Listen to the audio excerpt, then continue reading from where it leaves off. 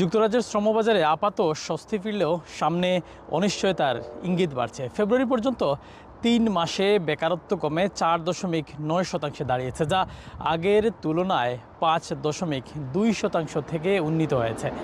এমন খবর জানিয়েছে office for national statistics ONS. তবে এর উন্নতির গতি ধীর হয়ে আসছে। চাকরির বাজারে চাপের লক্ষ্য স্পষ্ট। শূন্য পদের সংখ্যা কমে 721,000 থেকে 711,000 নেমেছে, যা নিয়োগ কমার বেশ বড় ইঙ্গিত দেয়। বিশ্লেষক ইয়েল সেলফিন মনে করেন, মধ্যপ্রাচ্যের সংঘাতের আগে নিয়োগ বাড়লেও এখন বাড়তি ব্যয় ও দুর্বল চাহিদার কারণে হঠাৎ কমে যেতে পারে। 28 ফেব্রুয়ারি শুরু হওয়া ইরান ওয়ারের প্রভাব এখনও পুরোপুরি দৃশ্যমান নয়। ফলে এই স্ট্যাটিস্টিক্স যেটা দেখাচ্ছে সেটা পুরোপুরি বাস্তব নয় বলছেন তারা।